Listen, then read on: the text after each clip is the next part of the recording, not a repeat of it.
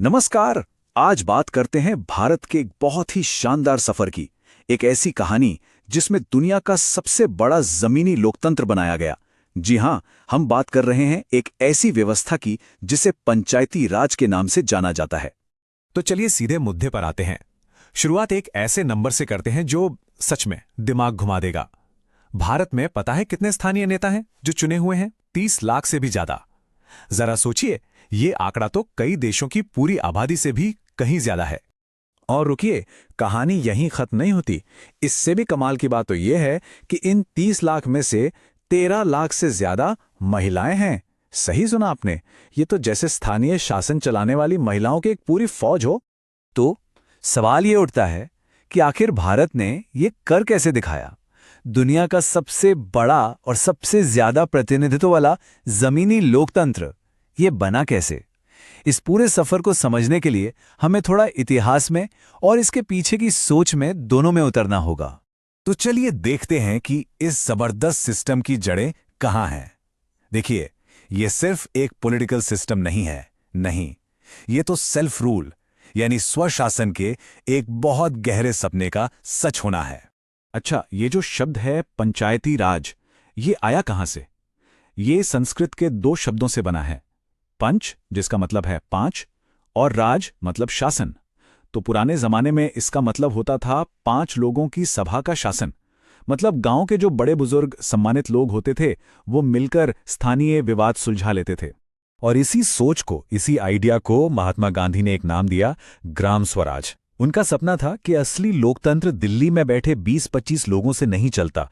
वो तो तब चलता है जब हर गांव के लोग उसे नीचे से, जमीन से चलाएं। और बस यही सोच इस पूरे सिस्टम की नींव बन गई। लेकिन हां, गांव के सेल्फ गवर्नेंस का ये रास्ता इतना सीधा भी नहीं था। ये एक ऐसा सिस्टम था जो हमारे यहां प्राचीन काल से था, लेकिन फिर कहीं खो गया और आजाद भारत में इसे मानो फिर से ढूंढकर लाना पड़ा। ये टाइमलाइन देखिए, ये उस लंबे संघर्ष की कहानी कहती है। पुराने भारत में यहां तक कि ऋग्वेद जैसे ग्रंथों में भी सभा का जिक्र मिलता है, जो गांवों की अपनी सरकारें होती थीं। लेकिन फिर आया ब्रिटिश राज। उन्होंने सत्ता को अपने हाथ में रखने और लगान वसूलने के लिए इस पूरे सिस्टम को ही खत्म कर दिया। फिर 1950 में जब हमारा संविधान बना तो इसे बस एक निदेशक सिद्धांत बनाकर डाल दिया गया। मतलब एक सलाह, कोई मजबूत कानून नहीं। और इसके बाद तो दशकों तक बस कमेटियां बनती रहीं जो इस नाकाम होते सिस्टम पर रिपोर्ट देती रहीं। और हालत कितनी खराब हो चुकी थी इसका अंदाजा 1985 के जीवी के राव समिति की इस एक लाइन से लगाया जा सकता है। उन्होंने पंचायती राज के बारे में कहा, जड़ों के बिना घास। मतलब ऊपर से तो दिख रहा है पर असल में कोई ताकत ही नहीं है, कोई जड़ ही नहीं है। पूरी तरह से नौकरशाही के चंगुल में फंसा हुआ। और फिर सालों के इंतजार के बाद आया साल 1992। ये एक ऐतिहासिक मोड़ था, एक ऐसी लोकतांत्रिक क्रांति जिसने आखिरकार गांव के स्वशासन के सपने को संवैधानिक ताकत दे दी। ये था 73वां संविधान संशोधन। और इसने सच पूछिए तो भारत के लोकतंत्र का चेहरा ही बदल दिया।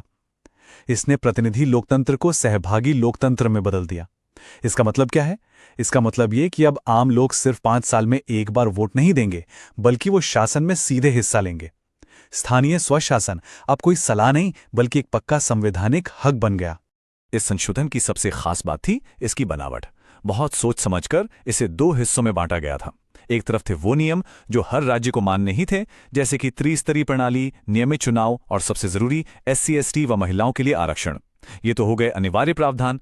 फिर दूसरी तरफ कुछ चीजें राज्यों की मर्जी पर छोड़ी गईं, जैसे कि पंचायतों को टैक्स लगाने की पावर देना।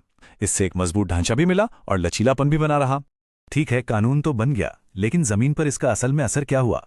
असर ये हुआ कि जो पावर पहले दिल्ली और राज्यों की राजधानियों के बड़े बड़े दफ्तरों में बंद थी, वो वहां से निकलकर सीधे भारत के गांवों की चौपाल तक पहुंच गई।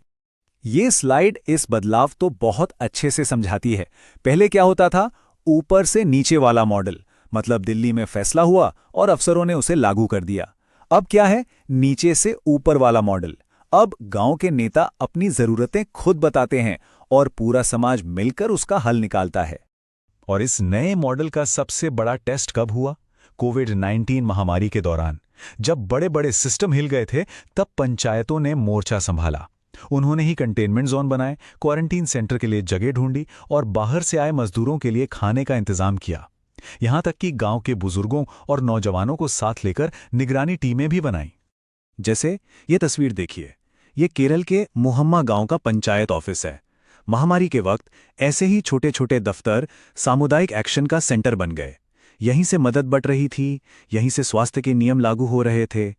यह है जमीनी लीडरशिप की असली ताकत। और इस पूरे सिस्टम का एक सबसे जबरदस्त नतीजा क्या निकला?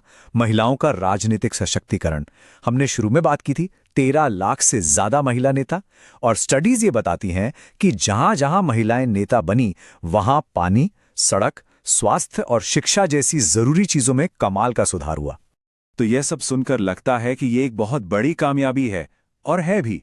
लेकिन यह सफर अभी खत्म नहीं हुआ है। अभी भी रास्ते में कुछ मुश्किलें हैं। देखिए, चुनौतियां आज भी हैं। जैसे पंचायतों को आज भी पैसों के लिए राज्य सरकारों पर निर्भर रहना पड़ता है, और कई जगहों पर महिलाओं की भागीदारी में आज भी सामाजिक बाधाएं हैं। तो इन संस्थाओं को असल में आत्मनिर्भर बनाने के लिए अभी काफी काम बाकी है। तो 73वें संशोधन ने पावर को गांवों तक तो पहुंचा दिया, लेकिन एक बड़ा सवाल आज भी हमारे सामने खड़ा है।